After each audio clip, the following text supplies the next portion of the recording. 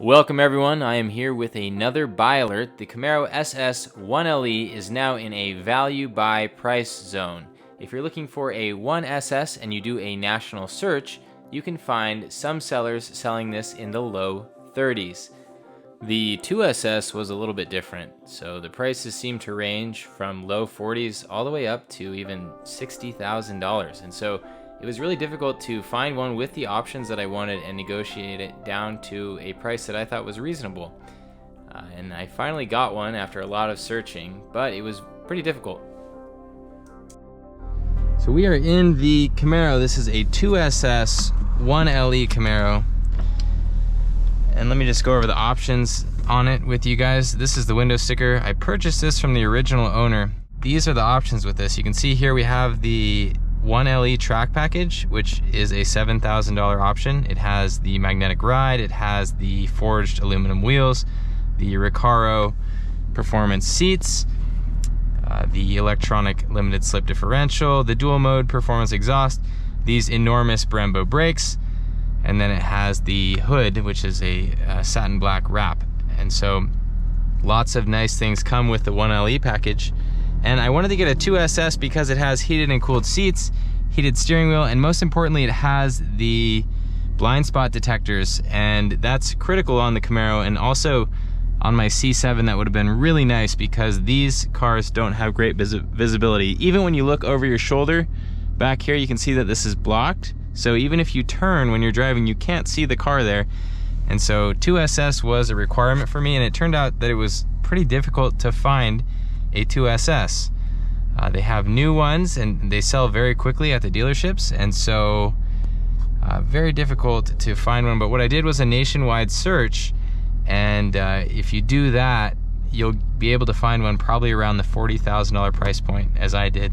This still has a warranty on it. It still has 1.5 years left on the powertrain warranty, and of course this is warranted on the racetrack as long as you do not modify it. Now, this one is stock, and it's difficult to find stock ones because people modify them. This also has performance traction management, so I'll go into that in a second. And if we go here, you can see that I also got the performance data recorder, and it's difficult to find the 1SS or 2SS with the PDR. It doesn't seem like a lot of people got that option, but there's an SD card slot down here, and that's how you spot it. So this is what I wanted. I wanted a 2SS 1LE with the performance data recorder. And I think I also got an upgraded audio system. It says Chevrolet MyLink audio system with navigation, so they paid for navigation. And then floor mats. These are some upgraded floor mats from the dealer. So not, you know, I don't really need that, but it's nice to have. So the total price when the guy bought it was $52,000. You also notice that we have dual climate. I wouldn't really want to buy a modern car without dual climate. This is so handy. Your passenger can select the temperature they want, you select the temperature you want, and then of course you can control your seats here with the ventilated seats. So very nicely equipped car, but it still feels like an old school Camaro, and so you have basically supercar performance with an old school vibe to it. So I love what they did with the Camaros. My ZL1 1LE was a little bit too extreme, and this is a very happy medium. It has bigger brakes than my C7. It has a more firm suspension setup than my C7, but it's softer than my ZL1, a little bit less power than my ZL1. So this is right in the middle, and it's just such a nice sweet spot. And it has, you know, seats in the back. I can toss the dog back there. It's just a really good value. Like 40 grand. What will 40 grand even get you today? That will get you a GR86 with I think they have a Torsen limited slip differential in it, and this has the electronic limited slip differential in it. This has magnetic dampers. Those are things that you see on Ferrari. Just an unbelievable driving experience at the price point. And at the price point, I'm not gonna be mad about beating this up on the racetrack because it's so inexpensive. Now here we go with the modes. You can switch through the modes here. So what we wanna do to get to performance traction management is we go to track mode right here. So we're going to track, and then we're going to tap our traction control off button twice. And you can see that performance traction active handling is on, and then of course we want to go down into race mode. That is what we want to do. I don't know what's beeping. Oh, I left my drone on. Okay, cool. So I think this has launch control. Let's see. Yeah, so it's holding the RPMs at 5,000 there. I got a look from that biker. He's wondering what the heck I'm doing, but what I can do here is do a little launch. So let's just launch it right quick.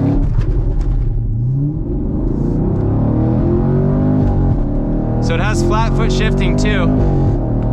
So what I'm doing there is just holding the gas pedal down and shifting. I don't have to lift. It's just fantastic.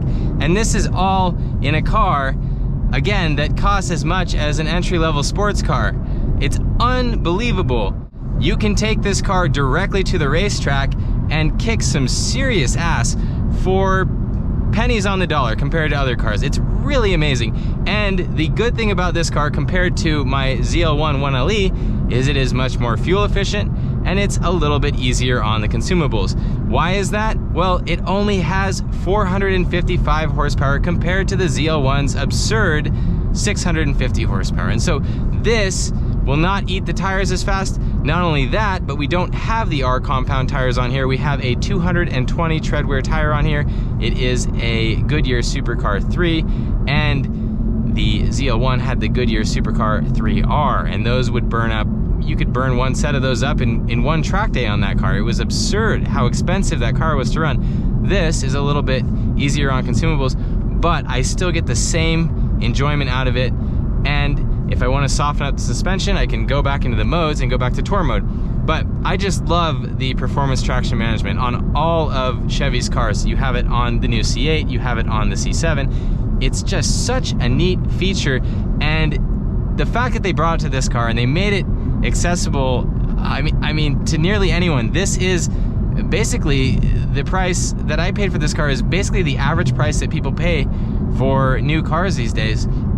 And yes, I did buy it used, but the cool thing with Chevy, when you buy a car used that's completely stock, you can keep the warranty and you can also extend the warranty. And so what I did with my C7 was I extended the warranty with the GMPP extended warranty, and then anytime I broke it on the racetrack, I would take it in and they would fix it. And it's kind of unbeatable. When you have a full-time job, that's really unbeatable. When I was in my 20s, I used to be able to fix the cars myself, and now I just have to pay someone to do that, and I'm learning that lesson with the Miata that I had recently.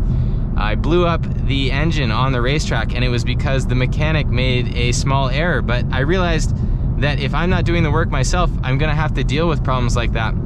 And so that's kind of frustrating for me. So this is the solution. This is something that I can buy with a warranty, take to the racetrack, hang out with my friends, and have a great time.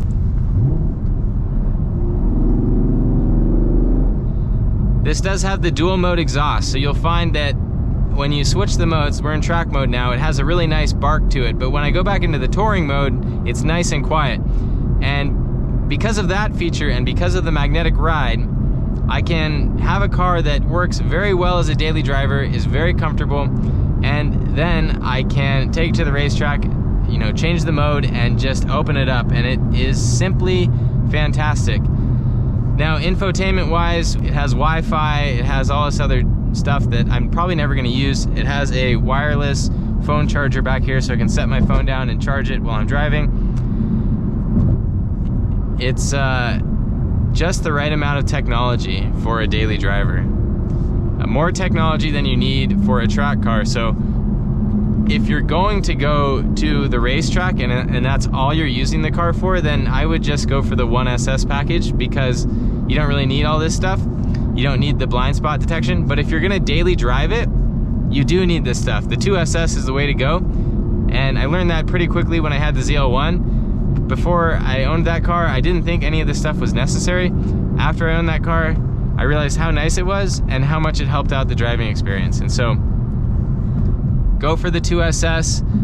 The way that I found this car is I did a nationwide search, and I'm going to go over the buying process with you now, just to give you an idea of how I do this, how I find the deals. And so, that's all I have on this car. I will be taking this to the racetrack. I have to do the paint protection film and all the other stuff, fluids, and just generic prep for the racetrack. But then I'll be going to the racetrack and putting up some videos of this car.